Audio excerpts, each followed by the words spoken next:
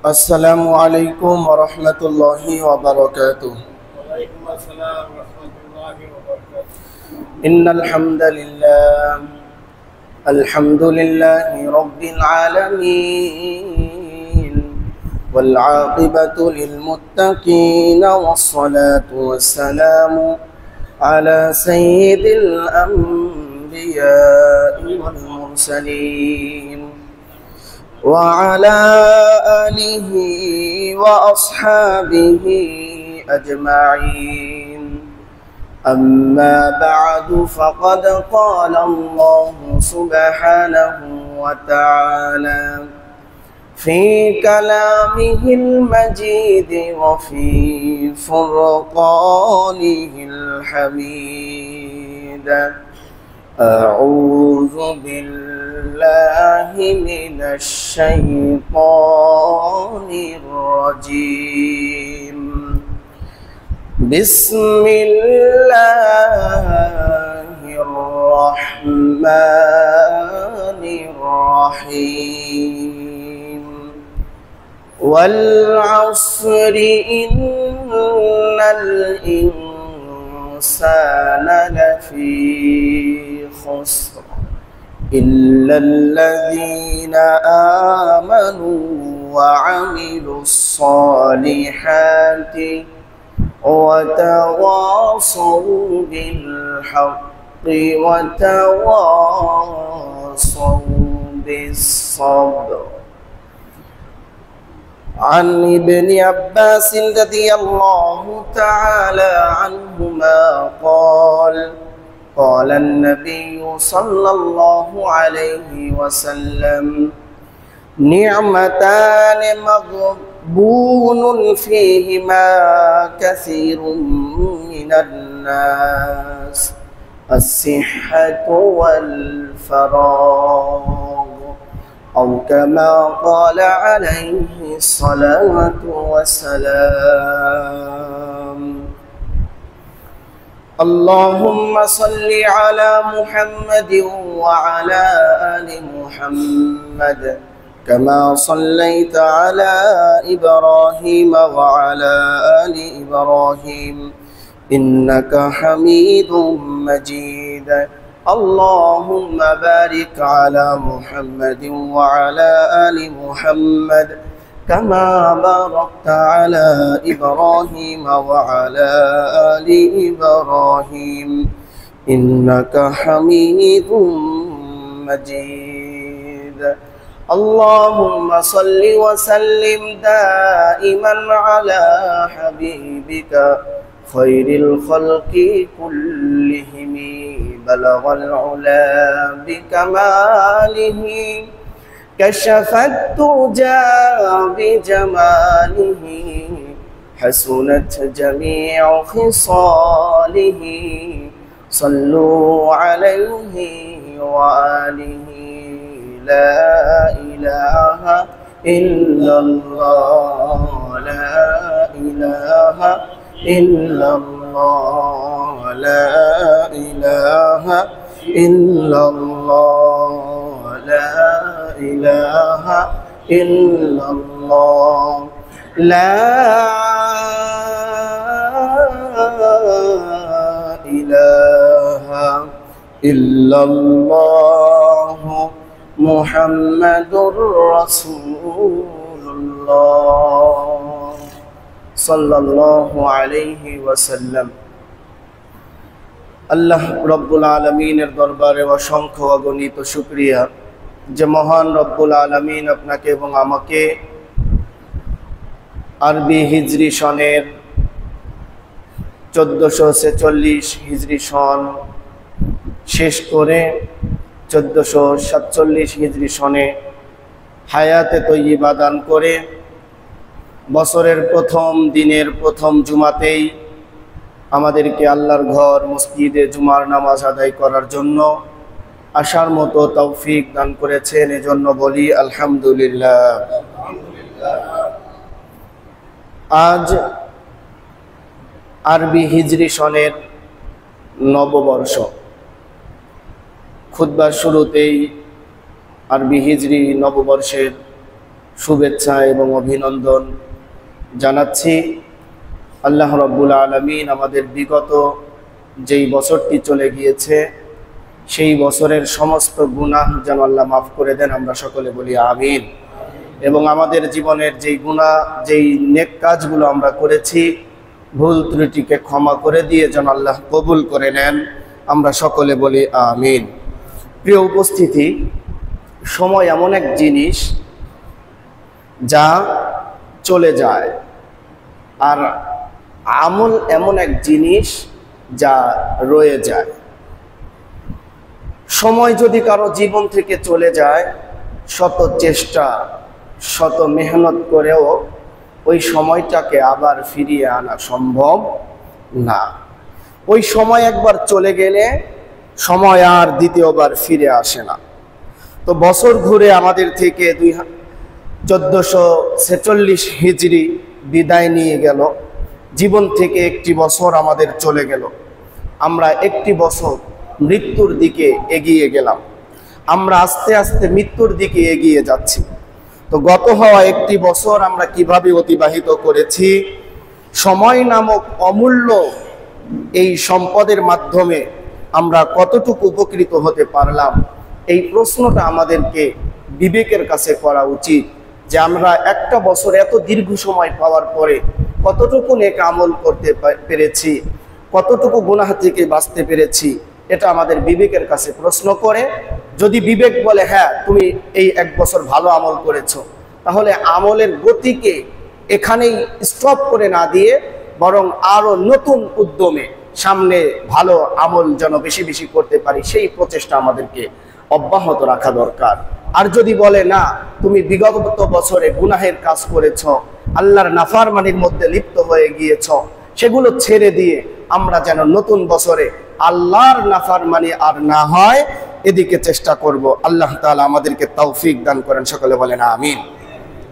সময় এমন একটা নিয়ামত, অবসরতা এমন একটা নিয়ামত, শারীরিক সুস্থতা এত বড় একটা নিয়ামত, যেই নিয়ামতের ব্যাপারে অধিকাংশ মানুষ গাফেল থাকে, অধিকাংশ মানুষ বেখবর থাকে, অধিকাংশ মানুষ উদাসীন থাকে। অর্থাৎ সুস্থ থাকলে তার কাছে যে আমল করতে হবে এটা তার কাছে মনে হয় আরেকটু পরে করবেন, আবার অবসর থাকলে মনে হয় এখন তো সময় আছে, আরেকটু পরে কয়েকদিন পরে বুড়া হব, এরপরে আমল করব, ইত্যাদি অনেক চিন্তা চেতনা এসে যায়। কিন্তু নবী করিম সাল্লাল্লাহু আলাইহি ওয়াসাল্লাম এই মূল্যবান জিনিসগুলোর ব্যাপারে আমাদেরকে 1400 বছর পূর্বেই আমাদেরকে সতর্ক করে গিয়েছেন। চিৎকার মেরে বলেন না সুবহানাল্লাহ। সহিহুল বুখারীর 6412 নম্বর হাদিসের বর্ণনায় এসেছে, হাদিসটি বর্ণিত হয়েছে হযরত ইবনে আব্বাস রাদিয়াল্লাহু তাআলা আনহুমা থেকে। তিনি বলেন, قال النبي صلى الله عليه وسلم, আল্লাহর নবী সাল্লাল্লাহু আলাইহি ওয়াসাল্লাম ইরশাদ ফরমায়াছেন, নিয়ামতানে, দুইটা নিয়ামত এমন রয়েছে, মাগবুনুন ফীহিমা কাসীরুম মিনান নাস, যেই দুইটা নিয়ামতের ব্যাপারে মানুষের মধ্যে অধিকাংশ মানুষ উদাসীন থাকে। কি সেই নিয়ামত? তাসিহাতু ওয়াল ফারাগু, এক নাম্বার হলো আসিহাতু, শারীরিক সুস্থতা, ওয়াল ফারাগু, দুই নাম্বার হলো অবসরতা অর্থাৎ সময়। আল্লাহর নবী সাল্লাল্লাহু আলাইহি ওয়াসাল্লাম এই যে দুইটা নিয়ামতের কথা হাদিসের মধ্যে উল্লেখ করেছেন, এই দুইটা নিয়ামতের ব্যাপারে আমরা বিগত বছরে কতটুকু সচেতন ছিলাম, এইটা হলো আমাদেরকে বুঝতে হবে। আমরা এই দুইটা নিয়ামত পাওয়ার পরে কতটুকু আমরা ইবাদত করেছি। শারীরিক সুস্থতা আমাদের যখন ছিল, এখনো আছে, আমরা কি এই শারীরিক সুস্থতা আল্লাহর ইবাদতের মধ্যে কাটাচ্ছি, নাকি এই শারীরিক সুস্থতা দিয়ে আল্লাহর নাফরমানির মধ্যে কাটাচ্ছি? এটা আমাদেরকে চিন্তা করা দরকার। আমাদের অবসরতা, এখন সময় আছে, ব্যস্ততা নেই, আমি কি নামাজে আদায় করতেছি, নাকি আমি কোরআন তেলাওয়াত করতেছি, নাকি আমি দান সদকা করতেছি, নাকি কোনো জনকল্যাণমূলক কাজ করতেছি, নাকি কোনো নেক কাজ করতেছি, নাকি আমি এই অবসর সময় পেয়ে আল্লাহর নাফরমানির মধ্যে, আল্লাহের সাথে গুনাহের মধ্যে লিপ্ত হয়ে যাচ্ছি। এই বিষয়গুলো আমাদেরকে চিন্তা করা উচিত। বিগত বছর চলে গেল, এই দুইটা নিয়ামতের আমরা কতটুকু কদর করতে পারলাম, এটা আমাদের হিসাব নিকাশ করে তারপরে আমাদের সামনে জীবনগুলো অতিবাহিত করা উচিত। সম্মানিত মুসল্লিয়ান ইকরাম, আসুন আজকের জুমায় আমরা নিজেদের আমল নামার কিছু হিসাব নিকাশ করে নিই। আজকের জুমার আলোচ্য বিষয় হলো 1446 হিজরি বিদায়ে এবং 1447 হিজরি আগমনে একজন মুমিনের করণীয় কি, এ বিষয়ে আমরা আলোকপাত করার চেষ্টা করব। আল্লাহ তাআলা তৌফিক দান করেন, সকলে বলেন আমিন। আল্লাহ পাক সময়ের গুরুত্ব ও সময়কে কাজে লাগানোর জন্য আল্লাহ তাআলা গুরুত্ব আরোপ করতে গিয়ে পবিত্র কুরআনুল কারীমের মধ্যে একটি সূরা নাজিল করে দিয়েছেন। সেই সূরাটি হলো কুরআনুল কারীমের 103 নম্বর সূরা, সূরাতুল আসর নাজিল করে দিয়ে আল্লাহ তাআলা সময়ের গুরুত্ব এবং সময়কে কাজে লাগানোর গুরুত্ব আল্লাহ বুঝিয়ে দিয়েছেন। আল্লাহ তাআলা বলেন, ওয়াল আসরি ইন্নাল ইনসানা লাফি খুসর ইল্লাল্লাযীনা আমানু ওয়া আমিলুস সালিহাতি ওয়া তাওয়াসাউ বিল হাক্ক ওয়া তাওয়াসাউ বিস সাবর। আল্লাহ তাআলা বলেন, ওয়াল আসর, সময়ের কসম, কালের কসম। আল্লাহ তাআলা সময়ের কসম খেয়েছেন। যেই জিনিসটার গুরুত্ব যত বেশি, আল্লাহ তাআলা ওই গুরুত্বের দিকে তাকিয়ে আল্লাহ তাআলা কসম খেয়েছেন। সুবহানাল্লাহ। তার কারণ সময়ের এত গুরুত্ব, সময় যদি চলে যায় ওই সময় আর ফিরে পাওয়া যাবে না। এই জন্য আল্লাহ তাআলা তার বান্দাদের জন্য সময়ের কসম খেয়ে বুঝিয়ে দিয়েছেন সময় অতি মূল্যবান জিনিস। সুবহানাল্লাহ। ওয়াল আসর, আসরের কসম, সময়ের কসম। আল্লাহ তাআলা বললেন সময়ের কসম, এরপরে আল্লাহ বলেন ইন্নাল ইনসানা লাফি খুসর, নিশ্চয়ই পৃথিবীর সমস্ত মানুষ ক্ষতিগ্রস্ততার মধ্যে রয়েছে, অর্থাৎ প্রতিটা মানুষ ক্ষতিগ্রস্ত।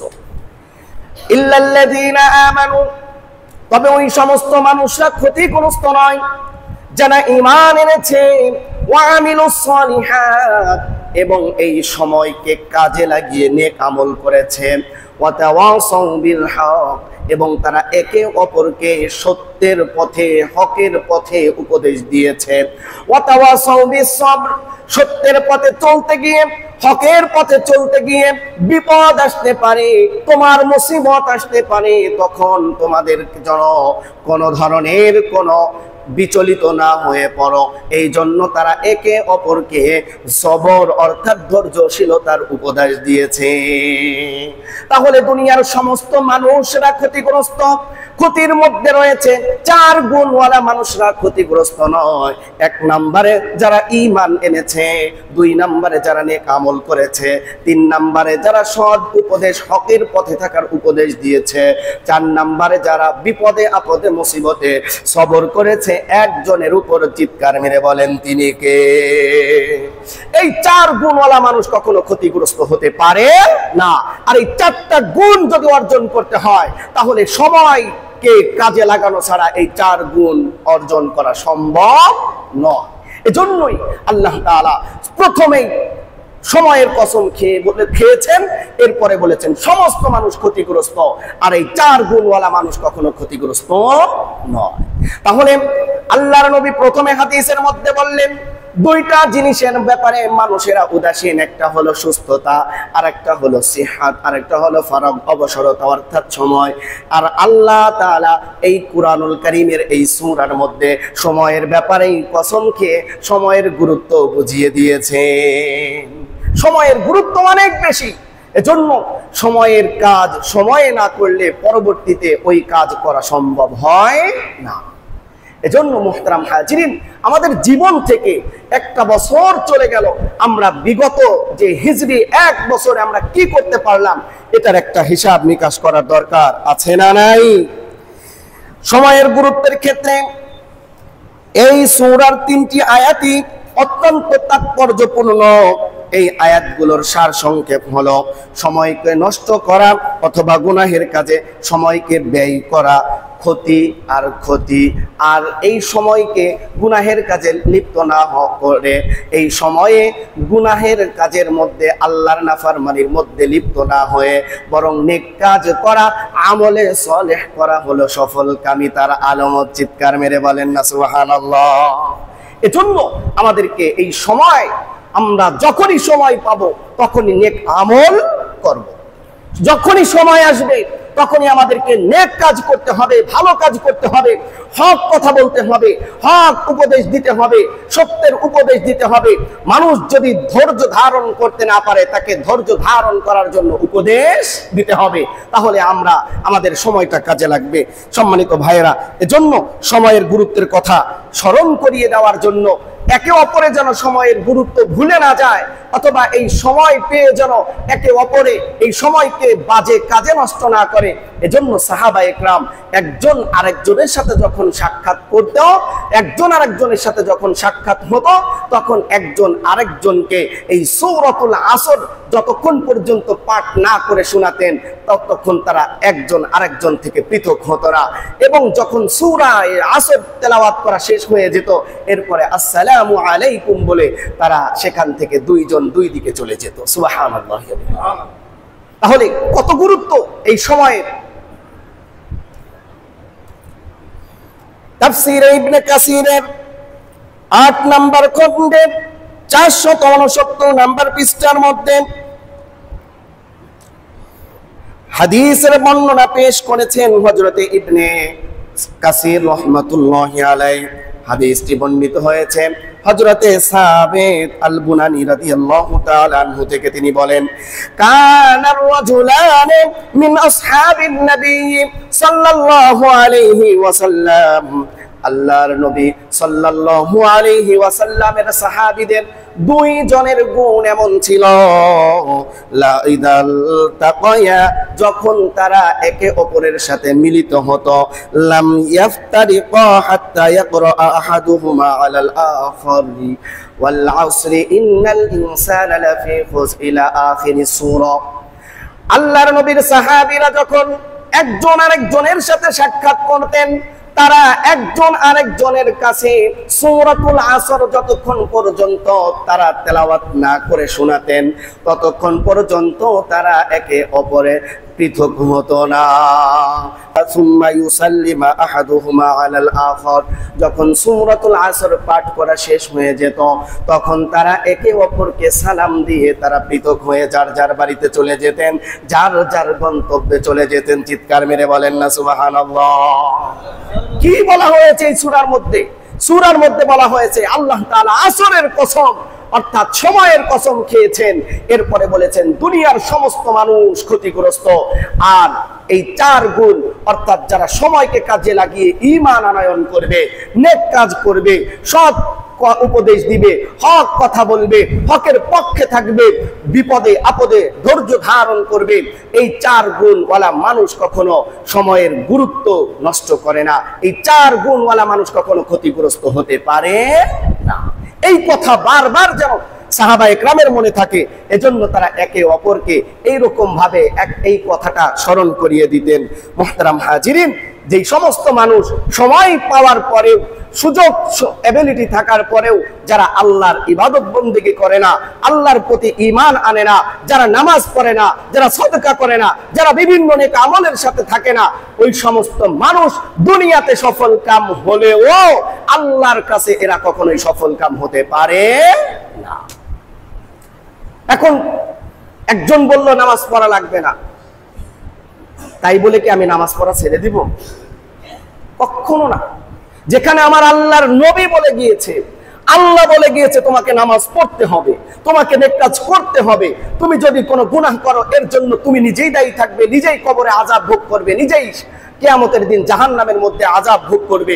আর কে বা কারা যদি কেউ বলে আল্লাহর নবীর চাইতে তো আমাকে যে বলল সে বড় হতে পারে না, এজন্য আল্লাহ এবং রসুল কি বলেছে, কোরআন এবং হাদিসে সুন্নাহর মধ্যে কি বলা হয়েছে সেটাই আমরা অনুসরণ করব। সেই অনুযায়ী যদি আমাদেরকে কেউ প্রেসক্রিপশন দেয় সেটা ফলো করব। আর কোরআন হাদিসের বাইরে যদি কোনো ব্যক্তি নিজের মন গড়া অনুযায়ী যদি আমাকে চলতে বলে, আমি ওইটা আমার জীবন গেলেও মানতে বাধ্য নয়। ঠিক আছে না কথা? রাজি আছেন তো ইনশাআল্লাহ? আল্লাহ তৌফিক দান করেন, সকলে বলেন আমিন। সুতরাং আমরা যদি ঈমান, সৎ কাজ, হক কথা বলা এবং সবরের উপরে থাকি তাহলে আমরা কখনোই ক্ষতিগ্রস্ত হব না। আর যদি কোনো ব্যক্তি ঈমান না আনে, সময় পাওয়ার পরেও নেক আমল না করে, যদি হক কথা না বলে, তাহলে ওই ব্যক্তিটা কখনোই সফল হতে পারবে না, বরং ক্ষতিগ্রস্তদের মধ্যে থেকে যাবে। আমরা আল্লাহ তাআলা যেন আমাদেরকে সফল কাম করেন, সকলে বলেন আমিন। আসুন আমরা আমাদের আমল নামার একটু হিসাব নিকাশ করি। নেক আমলের মাধ্যমে আমরা কতটুকু আমাদের আমল নামাকে সমৃদ্ধ করতে পেরেছি, আমরা এই বিষয়টি আমরা আলোচনা করব ইনশাআল্লাহ। পবিত্র কুরআনুল কারীমের সূরাতুল হাশরের 18 নম্বর আয়াতের মধ্যে সময়ের হিসাব নিকাশ এবং বর্তমান ভবিষ্যতের জন্য কি পাথেয় জমা করেছি এই বিষয়টি নিয়ে চিন্তা ভাবনা গবেষণা করার ব্যাপারে আল্লাহ নিজেই নির্দেশ দিয়ে আয়াত নাজিল করে দিয়েছেন। আল্লাহ তাআলা বলেন, ইয়া আইয়ুহাল্লাযীনা আমানু ইত্তাকুল্লাহা ওয়াল তানজুর নাফসুম মা قدمت لغد واتقوا الله إن الله خبير بما تعملون।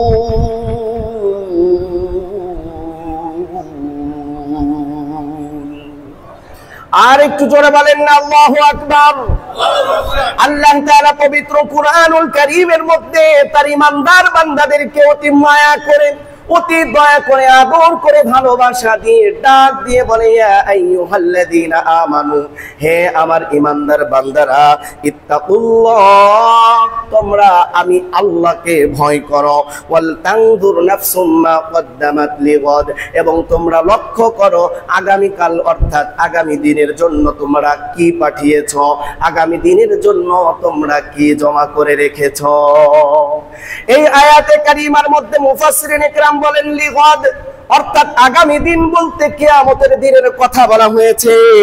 এই আয়াতের ব্যাখ্যায় তাফসিরে ইবনে কাসিরের 8 নম্বর খণ্ডের 77 নম্বর পৃষ্ঠার মধ্যে এসেছে, ওয়াল তানজুর নাফসুম মা কদ্দামাত, অর্থাৎ তোমরা আগামী দিনের জন্য কি পাঠিয়েছো এটা একটু লক্ষ্য করো। আই হাসিবু আনফুসাকুম ক্বাবলা আন তুহাসিবু, কিয়ামতের দিন হিসাবের সম্মুখীন হওয়ার আগে তোমরা নিজেদের হিসাবটা নিজেরাই একটু ক্লোজ করে নাও, নিজেদের হিসাব নিজেরাই করে নাও। তার কারণ কিয়ামতের দিন তোমার হিসাব করার সুযোগ থাকবে না। হিসাব যিনি করবেন তিনি কে? আরেকটু জোরে বলেন না, তিনি কে? আল্লাহ। আর আল্লাহ হিসাব করলে তো কোনো ছাড় আছে?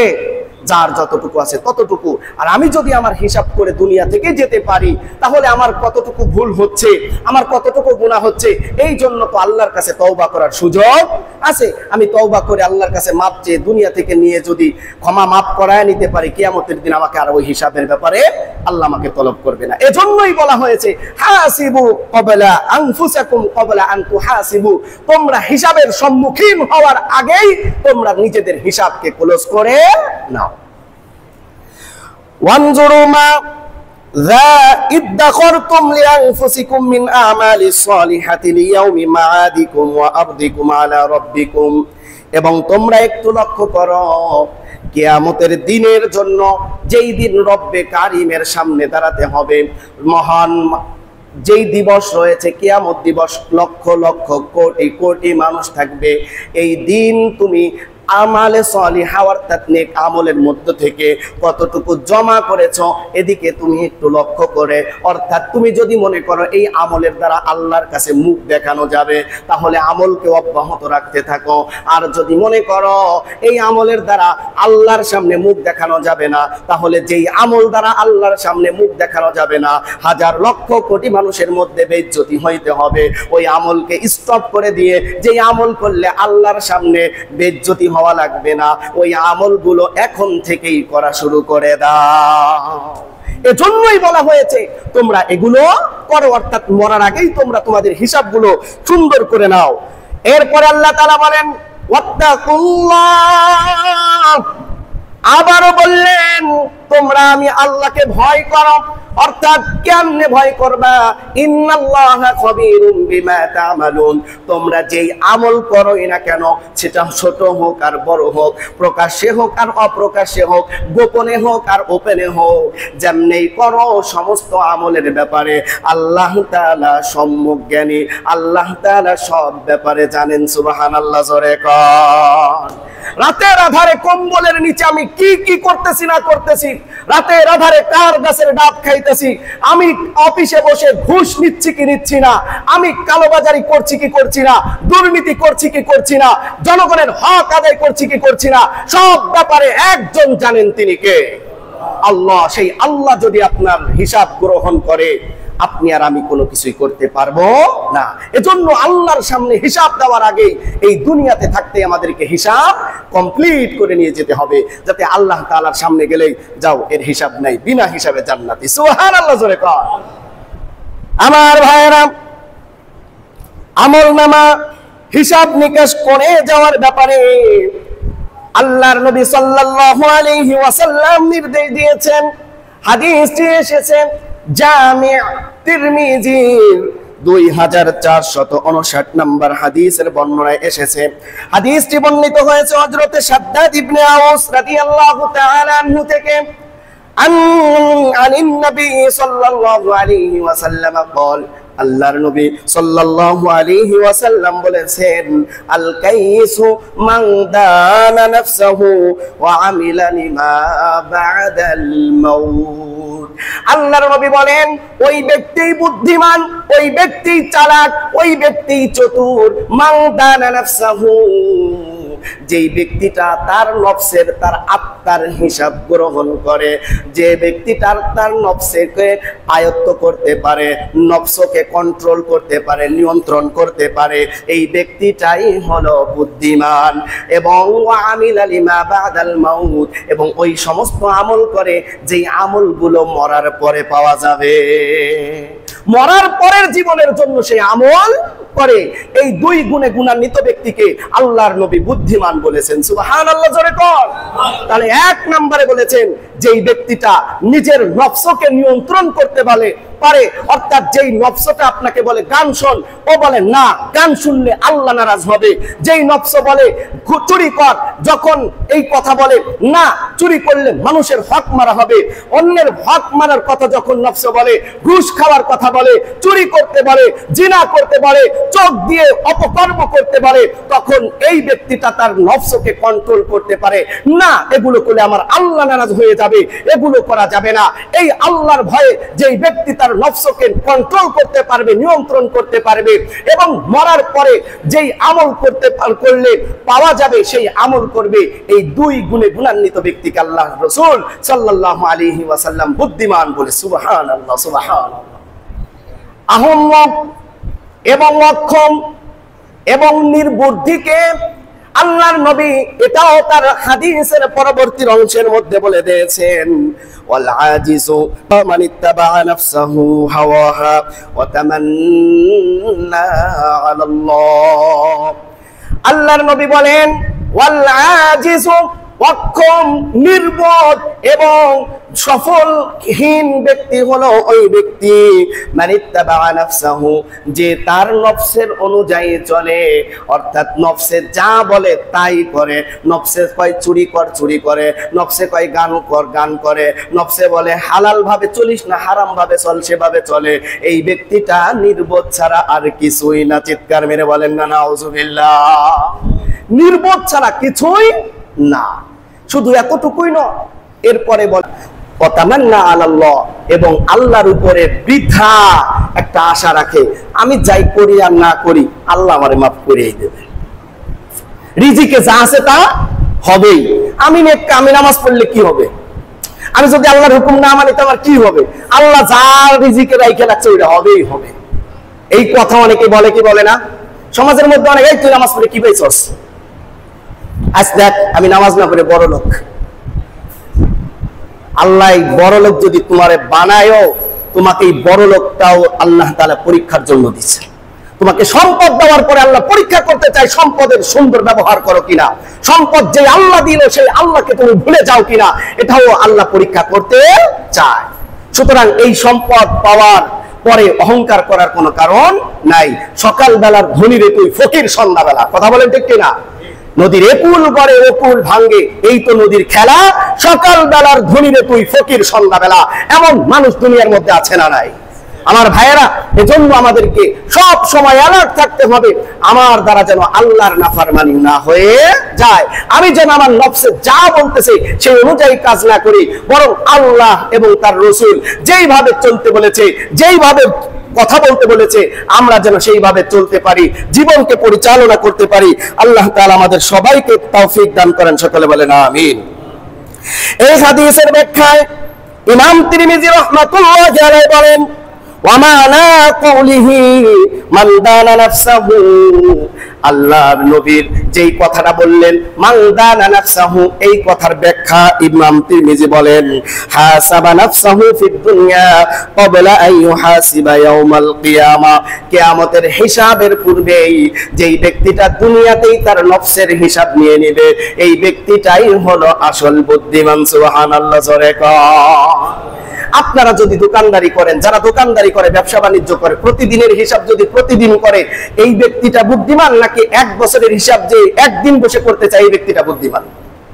যে প্রতিদিনেরটা করে সেই প্রতিদিনেরটা প্রতিদিন করলে বছর শেষে তার আর হিসাব মিলানোর দরকার নাই। বুদ্ধিমান সফল ব্যবসায়ী তার প্রতিদিন কত টাকা আয় হয়েছে, কত টাকা ব্যয় হয়েছে, কত টাকা লস হলো, কত টাকা নিজের থেকে গেল, এই জাতীয় সব হিসাব তার কাছে ক্লিয়ার থাকে।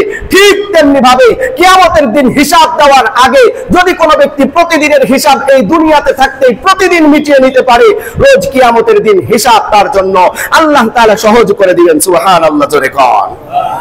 এই হাদিসটি এসেছে, এই হাদিসের ব্যাখ্যায় ইমাম তিরমিজি রাহমাতুল্লাহি আলাইহি তার এই কথার সপক্ষে একটি দলিল পেশ করেছেন। হযরত ওমর রাদিয়াল্লাহু তাআলা আনহু থেকে বর্ণিত হাদিস বর্ণনা করেছেন।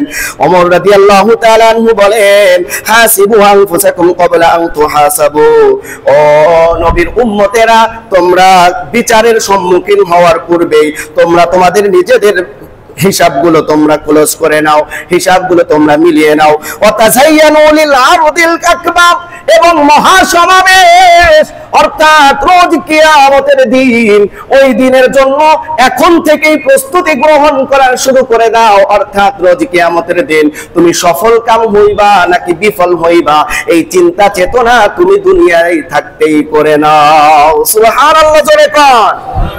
এরপরে আল্লাহর নবীর সাহাবী হযরত ওমর বলেন, ওয়া ইন্নামা ইয়াখিফুল হিসাবু ইয়াউমাল কিয়ামাতি, ওই ব্যক্তির হিসাব কিয়ামতের দিন সহজ হয়ে যাবে।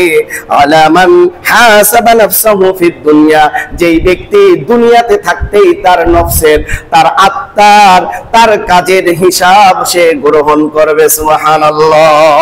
এজন্য কিয়ামতের হিসাব যদি গ্রহণ করা সহজ করতে হয়, তাহলে আমাদেরকে এই দুনিয়াতে থাকতেই হিসাব গ্রহণ করে যেতে হবে। আমি প্রতিদিন নামাজ পড়ছি কিনা, প্রতিদিন সদকা করছি কিনা, আমার প্রতিদিন কি কি আমল করলাম, ঘুম থেকে ওঠা থেকে নিয়ে পরের ঘুমানো পর্যন্ত এই টোটাল টাইমটা আমার সামনে ক্লিয়ার থাকে।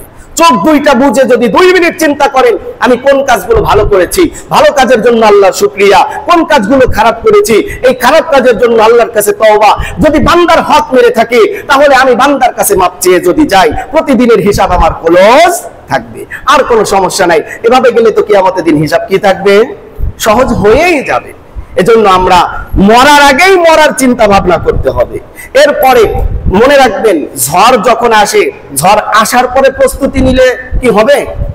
নাকি ঝড় আসার সম্ভাবনা, নিদর্শন, আলামত দেখলেই প্রস্তুতি নিতে হবে?